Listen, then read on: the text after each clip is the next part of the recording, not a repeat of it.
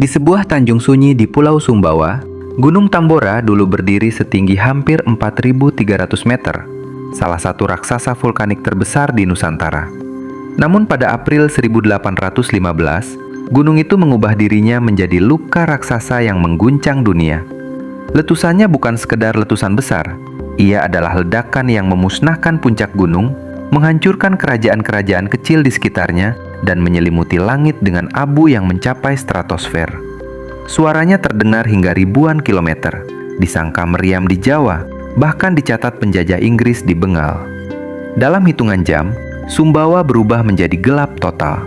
Siang menjadi malam, malam menjadi kehampaan pekat. Desa-desa yang berada di lereng hilang tanpa jejak, tertimbun awan panas dan arus piroklastik yang meluncur seperti badai api. Namun tragedi Tambora tidak berhenti di Indonesia. Abu vulkanik yang membumbung tinggi memasuki atmosfer global, memantulkan cahaya matahari dan mengubah cuaca dunia. Tahun berikutnya dicatat sejarah sebagai The Year Without a Summer. Musim dingin yang datang di bulan Juni, salju di tengah panen, gagal panen di 4 benua. Tambora mengingatkan kita bahwa satu letusan di sudut Nusantara mampu mengubah iklim seluruh planet. Dalam kisah inilah, kita melihat bagaimana alam dapat mengguncang sejarah manusia dan bagaimana dunia yang tampak stabil sebenarnya bertumpu pada keseimbangan yang rapuh.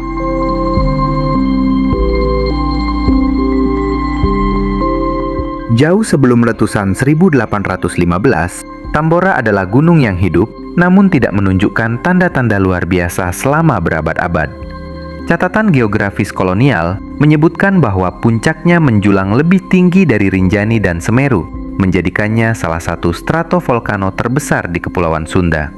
Para peneliti modern memperkirakan bahwa Tambora lahir dari pertemuan lempeng Indo-Australia dan Eurasia, zona subduksi panjang yang membentuk deretan gunung api paling aktif di dunia. Di bawah struktur megahnya, dapur magma Tambora menyimpan tekanan yang meningkat perlahan namun konstan selama lebih dari 1000 tahun. Ratusan tahun sebelum bencana, Tambora berada dalam fase tidur panjang, membuat masyarakat lokal percaya bahwa gunung itu aman. Pada lerengnya hidup kerajaan-kerajaan kecil seperti Tambora, Pekat, dan Sanggar. Mereka bercocok tanam di tanah vulkanik yang subur, berdagang garam, kuda, hingga tekstil dengan pedagang Jawa, Makassar, dan Bugis. Tidak ada yang membayangkan bahwa kehidupan yang teratur ini berdiri di atas tekanan magma yang terus menumpuk di kedalaman bumi. Ketika gunung api tidak meletus selama ratusan tahun, tubuhnya mengeras, membentuk sumbat tebal yang justru membuat tekanan internal meningkat lebih cepat. Pada awal abad ke-19, dunia memasuki masa yang penuh gejolak. Perang Napoleon di Eropa, perubahan iklim kecil yang sudah mulai terasa, dan aktivitas vulkanik di beberapa wilayah Asia. Namun gejolak terbesar justru sedang tumbuh di bawah tanah Sumbawa. Sekitar tahun 1812, Tambora akhirnya menunjukkan tanda pertama bahwa ia terbangun. Gempa kecil di lereng, suara dentuman dari kawah, dan asap tipis yang keluar dari puncak. Catatan kolonial menyebut bahwa abu mulai jatuh di desa-desa, namun dianggap sebagai gangguan biasa gunung api tropis.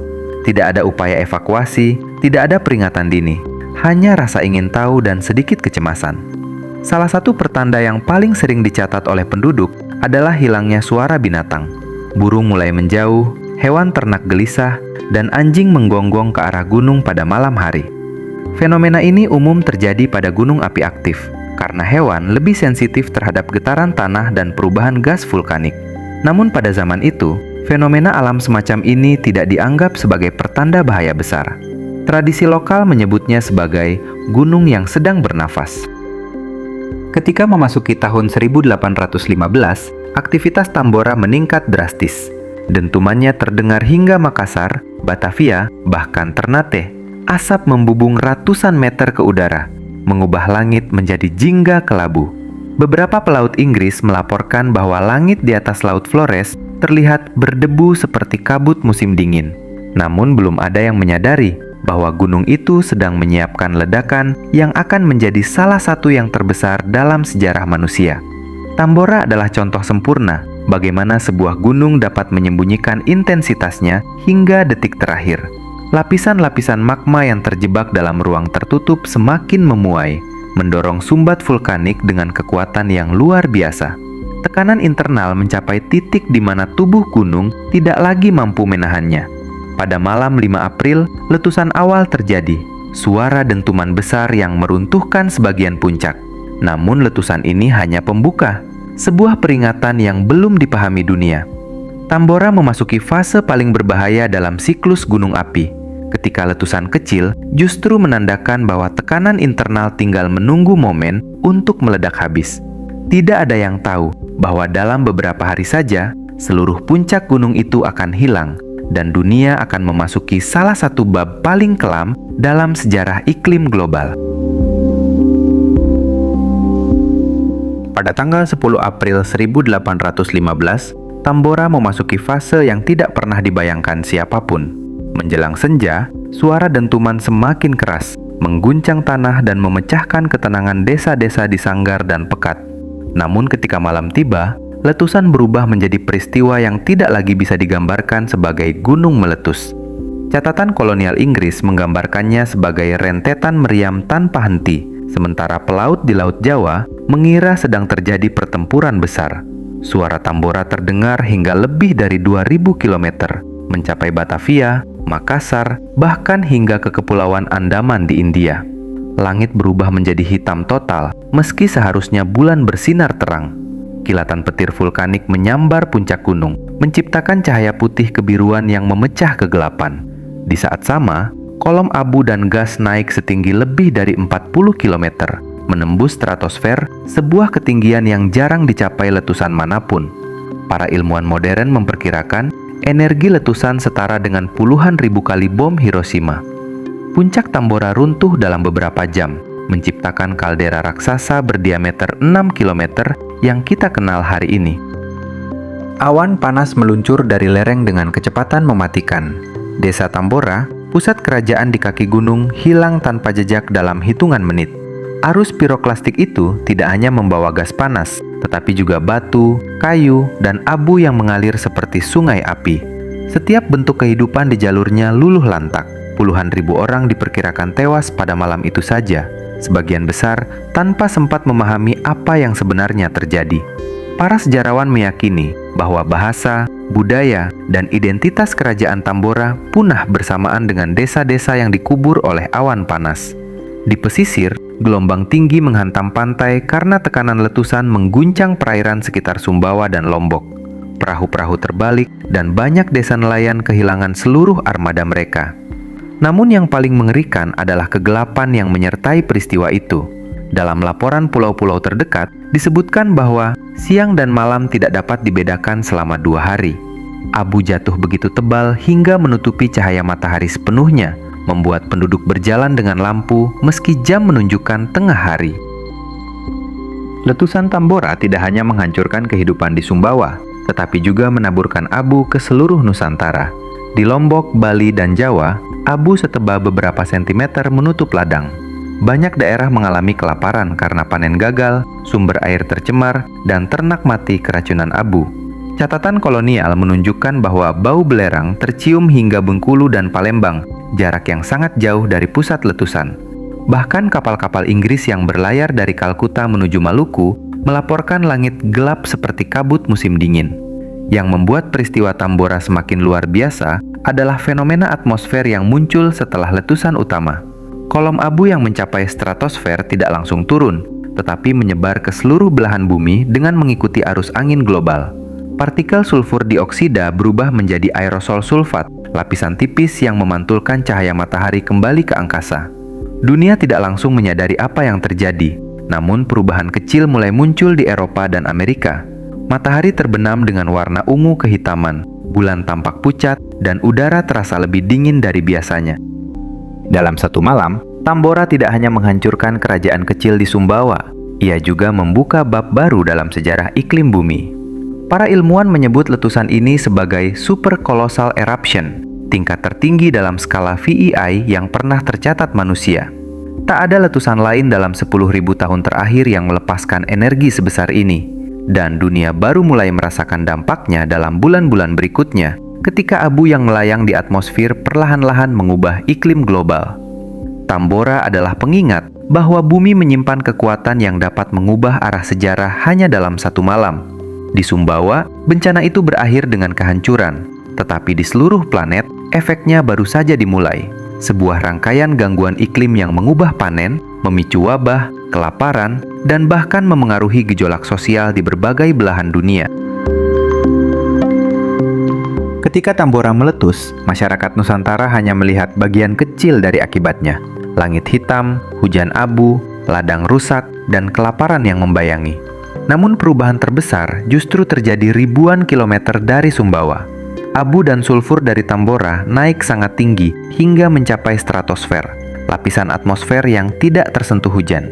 Disinilah partikel-partikel itu menyebar mengelilingi bumi, membentuk selimut aerosol sulfat yang memantulkan cahaya matahari kembali ke angkasa. Dunia perlahan menjadi lebih redup, lebih dingin, dan lebih kacau dalam ritme yang tidak pernah dilihat sebelumnya. Pada 1816, Eropa dan Amerika Utara memasuki apa yang dikenal sebagai The Year Without a Summer. Di Swiss, danau membeku hingga bulan Juni. Di New England, salju turun pada pertengahan musim panen. Ladang-ladang berubah menjadi tanah beku, dan bibit yang baru ditanam membusuk di bawah lapisan es. Tahun itu dicatat dalam jurnal petani sebagai musim panas yang tidak pernah datang. Sinar matahari berkurang drastis, suhu turun 1-3 derajat Celcius, jumlah kecil yang cukup untuk membuat seluruh siklus pertanian runtuh. Panen gagal terjadi di seluruh Eropa. Gandum menjadi langka, harga makanan melonjak, dan kelaparan meluas dari Jerman hingga Irlandia. Kota-kota besar dipenuhi kerumunan yang menuntut roti. Di dataran tinggi Skotlandia, ribuan keluarga terpaksa mengungsi karena ladang mereka tidak lagi menghasilkan apapun. Rusia, yang biasanya menjadi lumbung serealia Eropa Timur, mengalami musim kering yang membakar tanaman gandum. Gangguan ini menciptakan efek domino, perdagangan terganggu, stok menipis, dan harga pangan naik hingga 3 kali lipat. Di Amerika Serikat, suhu ekstrim menghancurkan tanaman jagung dan gandum. Seorang petani di New England menulis, "Kami menanam pada Mei, panik pada Juni, dan menyerah pada Juli." Wabah kelaparan dan penyakit mulai muncul. Di beberapa kota, pemerintah lokal membagikan makanan dari gudang militer untuk mencegah kerusuhan. Sementara itu, badai debu dan angin dingin membuat keluarga-keluarga miskin kehilangan ternak karena tidak ada rumput yang tumbuh. Asia ikut merasakan gangguan besar. Di Cina bagian selatan, curah hujan ekstrim menyebabkan banjir berbulan-bulan. Sementara di Yunan, wilayah yang mengandalkan panen padi, kabut vulkanik mengurangi sinar matahari hingga tanaman tidak pernah matang. Hasilnya adalah krisis pangan yang memicu gelombang migrasi besar-besaran. Di India, kombinasi musim kering dan gangguan atmosfer memicu meledaknya populasi hama, diikuti wabah kolera besar pertama abad ke-19 yang kemudian menyebar ke seluruh dunia. Tambora pada dasarnya memicu serangkaian gangguan iklim yang luas, musim dingin yang memanjang, musim panas yang membeku, gagal panen beruntun, serta tekanan sosial dan ekonomi yang mengubah arah sejarah. Para peneliti iklim modern menyebut tahun 1816 sebagai salah satu titik balik paling drastis dalam sistem iklim global yang pernah dicatat secara historis. Namun di tengah bencana, Tambora juga memberi dampak tak terduga pada budaya manusia. Karena cuaca buruk, banyak keluarga Eropa menghabiskan lebih banyak waktu di dalam rumah. Di tepi Danau Geneva, sekelompok penulis Inggris berkumpul untuk berlindung dari cuaca dingin yang tidak wajar. Dalam suasana gelap dan muram itulah, Mary Shelley menulis cikal bakal Frankenstein. Sementara Byron menulis puisi-puisi yang mencerminkan langit kelam pasca Tambora. Fenomena atmosfer aneh, matahari merah, langit ungu tua, bulan pucat, mengilhami pelukis J.M.W. Turner untuk menciptakan beberapa karya landscape paling dramatisnya, yang kini diakui sebagai representasi visual paling jujur dari langit Tambora. Tambora menunjukkan kepada dunia bahwa bencana lokal dapat menjadi peristiwa global ketika terjadi pada skala geologis yang benar-benar besar. Letusan di satu pulau kecil di Nusantara mengirimkan gelombang perubahan yang merambat ke ladang-ladang Eropa, pasar Amerika, dataran Cina, dan bahkan karya sastra yang kini menjadi bagian dari warisan peradaban. Dalam 1 tahun tanpa musim panas, manusia merasakan bahwa iklim adalah sistem rapuh yang dapat berubah dengan cepat ketika bumi bergerak jauh di luar kebiasaan. Jika dunia merasakan Tambora sebagai perubahan iklim perlahan, Nusantara merasakannya sebagai kenyataan paling telanjang, kehancuran total. Di Sumbawa, Lombok, dan sebagian Flores, letusan 1815 bukan hanya bencana alam, melainkan pemutus sejarah. 3 kerajaan kecil di kaki Tambora, Pekat, dan Sanggar, hilang dari peta dalam satu malam. Tidak hanya penduduknya yang musnah, bahasa, tradisi lisan, struktur pemerintahan, dan catatan keseharian mereka ikut lenyap, menjadikan Tambora salah satu bencana budaya terbesar di Asia Tenggara. Catatan pemukim Inggris menggambarkan pemandangan setelah letusan sebagai dunia yang dikubur. Abu vulkanik menimbun desa setinggi beberapa meter, pepohonan tumbang seperti serpihan, dan bangkai hewan berserakan di sepanjang pantai. Banyak korban tidak tewas oleh awan panas, tetapi oleh kelaparan yang menyusul. Hujan abu menutup ladang, mengubur tanaman, mencemari air, dan membuat masyarakat kehilangan seluruh sumber pangan. Di beberapa wilayah Sumbawa, kelaparan berlangsung berbulan-bulan hingga tahun berikutnya. Catatan resmi Inggris di Jawa menyebut bahwa lebih dari 40.000 orang meninggal di Sumbawa dan Lombok akibat letusan langsung, tetapi angka korban kelaparan yang menyusul jauh lebih besar, bahkan diperkirakan mencapai puluhan ribu jiwa. Di banyak desa, penduduk mencoba bertahan hidup dengan memakan batang pisang, ubi hutan, atau apapun yang masih bisa ditemukan di bawah lapisan abu. Wabah penyakit mulai muncul karena air minum tercemar dan kondisi sanitasi rusak total. Di Bima, pemerintah lokal melaporkan bahwa abu turun setebal beberapa sentimeter setiap hari selama hampir seminggu. Banyak rumah runtuh karena tidak kuat menahan beban. Abu itu terbawa angin hingga Bali dan Jawa Timur, melemahkan tanaman padi dan menimbulkan krisis pangan regional. Di Bali, catatan kolonial menyebutkan bahwa musim panen tahun itu hilang sepenuhnya, kondisi yang kemudian memicu perang, migrasi, dan ketidakstabilan politik selama bertahun-tahun. Jalur perdagangan dan komunikasi juga lumpuh. Pelabuhan-pelabuhan di Sumbawa tidak bisa diakses karena kapal kecil terdampar oleh lapisan apung batu apung hasil letusan. Sungai berubah menjadi aliran kental yang membawa lumpur dan potongan kayu terbakar. Jalan antar desa hilang, tertutup abu atau terputus oleh tanah longsor.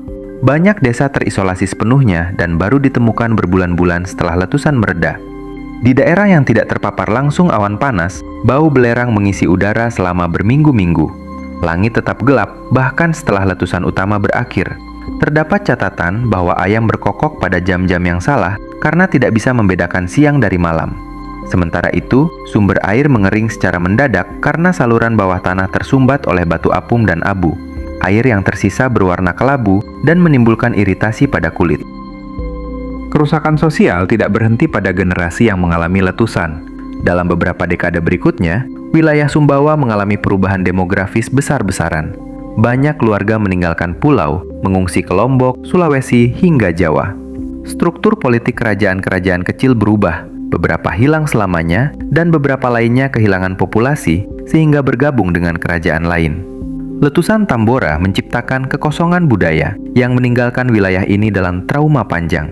Untuk para penjelajah dan ilmuwan modern, Tambora menjadi contoh bagaimana sebuah letusan tunggal dapat menghapus seluruh masyarakat.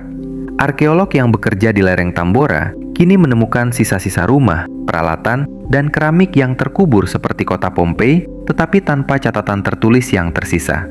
Setiap penemuan menjadi pengingat tentang betapa cepatnya sebuah budaya bisa musnah ketika alam bergerak dalam skala yang tidak bisa diatasi manusia.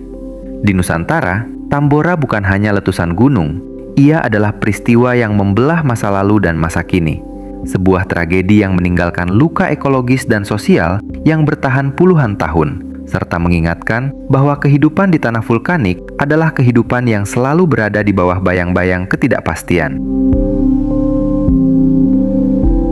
Jika Nusantara merasakan panas dan gelap dari letusan Tambora secara langsung, dunia merasakannya sebagai perubahan atmosfer yang sunyi, tetapi menghancurkan.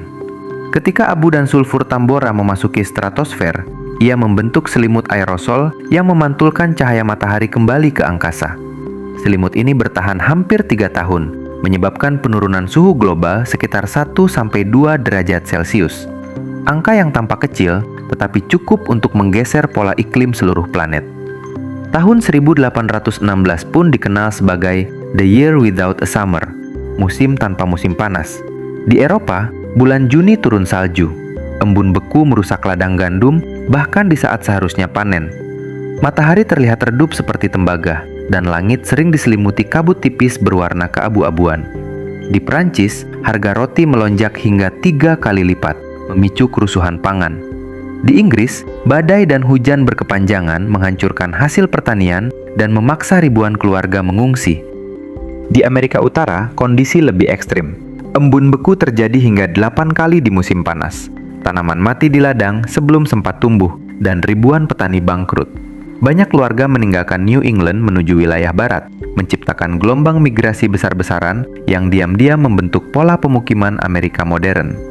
Catatan harian warga menyebutkan bahwa matahari bersinar seolah-olah melewati asap api raksasa, cerminan langsung dari aerosol Tambora. Di Asia, India mengalami musim hujan yang kacau. Curah hujan yang tak menentu menciptakan kondisi ideal bagi penyebaran penyakit. Epidemi kolera yang pertama kali terdokumentasi secara besar muncul pada tahun-tahun setelah Tambora, dipicu oleh air tercemar dan kerusakan infrastruktur sanitasi. Di Cina, gagal panen memicu kelaparan yang memengaruhi jutaan orang. Kampung-kampung di Yunan yang mengandalkan padi di dataran tinggi melaporkan kehilangan seluruh panen dalam satu musim. Namun dampak Tambora tidak hanya bersifat fisik, ia juga mengubah budaya. Ketika musim panas di Eropa berubah menjadi musim dingin yang kelabu, banyak seniman dan penulis terjebak di dalam rumah. Di sebuah villa di pinggir Danau Geneva, cuaca buruk memaksa Mary Shelley dan Lord Byron tetap berada di dalam, memicu lahirnya cerita-cerita gelap. Dari isolasi itu, Mary Shelley menulis Frankenstein, karya klasik yang lahir dari langit Tambora yang redup. Banyak lukisan lanskap era romantik juga mencerminkan warna merah abu dari matahari pasca letusan, sebuah perubahan visual yang kini dipahami sebagai kontribusi aerosol vulkanik. Fenomena optik yang aneh juga muncul di berbagai belahan dunia. Matahari terbit dan terbenam tampak merah darah, sementara bulan sering terlihat seperti tembaga gelap. Pelukis Inggris J.M.W. Turner menggunakan warna-warna ekstrim ini dalam karyanya, yang kemudian disebut sebagai Langit Tambora, jejak estetika dari bencana iklim global. Tambora juga menjadi pemicu inovasi teknologi. Di Jerman, gagal panen menyebabkan kekurangan gandum yang parah, memicu eksperimen untuk mencari pengganti pakan ternak. Karl Drais lalu menemukan Lauf Machine, cikal bakal sepeda modern, karena kuda menjadi terlalu mahal untuk dipelihara. Krisis pangan secara ironis menjadi titik lahir transportasi tanpa hewan yang cepat dan efisien. Dunia pada masa itu tidak memiliki konsep perubahan iklim global, apalagi pemahaman tentang aerosol vulkanik. Namun catatan pengamatan astronomi, tulisan petani, dan data geologi modern menunjukkan betapa besar pengaruh Tambora. Satu letusan di sebuah pulau kecil mampu memengaruhi siklus hujan di India, gelombang migrasi di Amerika, krisis pangan di Eropa, dan bahkan arah budaya dunia. Tambora membuktikan bahwa planet ini terhubung lebih erat daripada yang disadari manusia 2 abad lalu. Abu dari satu gunung mampu mengubah politik, ekonomi, seni, teknologi, dan kehidupan jutaan orang di benua-benua yang tidak pernah mendengar nama Sumbawa.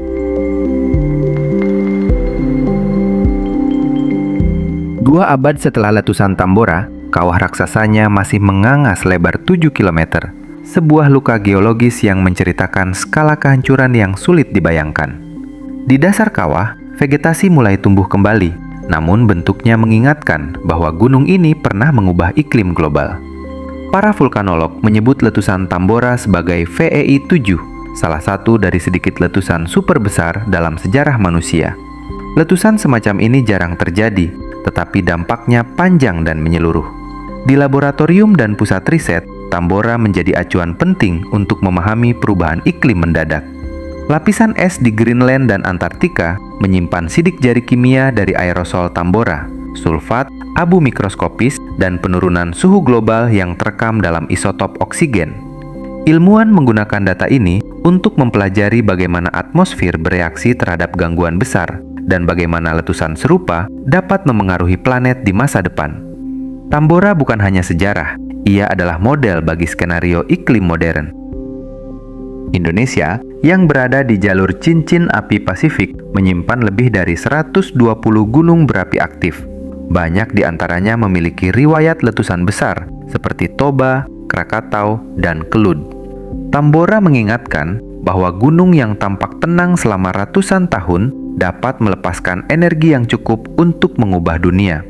Pemantauan vulkanik kini menjadi kebutuhan yang tak terelakkan. Dengan seismograf, GPS, drone, dan citra satelit, ilmuwan mencoba membaca tekanan magma yang naik, pergerakan tanah, dan emisi gas untuk memprediksi letusan. Namun, prediksi vulkanik tidak pernah sempurna, dan Tambora menjadi pengingat bahwa alam tetap memiliki ruang ketidakpastian. Di sekitar Tambora hari ini, desa-desa telah kembali tumbuh. Ladang jagung dan kebun kacang muncul di sepanjang lereng yang lebih rendah. Masyarakat hidup berdampingan dengan gunung, sebagaimana mereka lakukan selama berabad-abad. Namun, jejak letusan tetap terlihat. Lapisan tanah yang kaya mineral, pola sungai yang berubah, dan keramik dari pemukiman kuno yang sesekali ditemukan oleh petani saat menggali tanah. Tambora menjadi bagian dari kehidupan sehari-hari, sebuah ancaman sunyi sekaligus sumber kesuburan. Pelajaran terbesar dari Tambora adalah tentang keterhubungan. Letusan itu menunjukkan bahwa peristiwa lokal dapat menjadi bencana global, bahwa keputusan manusia untuk tinggal di lereng gunung api karena tanahnya subur, airnya melimpah, dan tradisinya mengakar, hadir dengan risiko yang tidak pernah dapat sepenuhnya dihilangkan. Namun, ia juga menunjukkan bahwa manusia memiliki kemampuan adaptasi yang luar biasa, menanam kembali ladang yang hancur, membangun kembali desa yang hilang, dan merawat lahan yang berubah bentuk. Di tingkat global, Tambora memperingatkan bahwa perubahan iklim bisa terjadi mendadak dalam skala yang mengubah keseimbangan pangan, kesehatan, dan migrasi. Dunia modern sangat bergantung pada sistem logistik yang rapuh, dan letusan besar di era sekarang dapat menimbulkan dampak yang bahkan lebih kompleks. Studi tentang Tambora menjadi dasar bagi pemahaman tentang risiko sistemik. Bagaimana gangguan pada atmosfer, meski sementara, dapat memicu krisis berantai. Namun di balik semua itu, Tambora juga mengajak kita melihat alam dengan cara yang lebih dalam. Bahwa gunung bukan sekadar objek geografis, tetapi bagian dari ritme panjang bumi. Letusannya adalah bagian dari siklus alami yang membentuk pulau-pulau, memperkaya tanah, dan menciptakan keanekaragaman hayati. Bagi masyarakat di sekitar Tambora, hidup dengan gunung berarti menghormati kekuatan alam, tanpa melupakan sejarahnya. Tambora berdiri sebagai monumen sunyi atas kekuatan bumi, kekuatan yang membentuk dunia, menghancurkannya, dan membangunnya kembali. Ia mengingatkan bahwa manusia adalah bagian dari sistem planet yang jauh lebih besar, dan memahami gunung berarti memahami batas-batas kemampuan kita sendiri. Dengan mempelajari Tambora, kita tidak hanya melihat masa lalu, kita melihat masa depan. Dunia yang rapuh, terhubung, dan selalu berada dalam bayang-bayang perubahan mendadak. Dan dari kawah luas di Sumbawa itu, kita belajar bahwa hidup berdampingan dengan alam memerlukan kewaspadaan, pengetahuan, dan kerendahan hati yang tak pernah boleh hilang.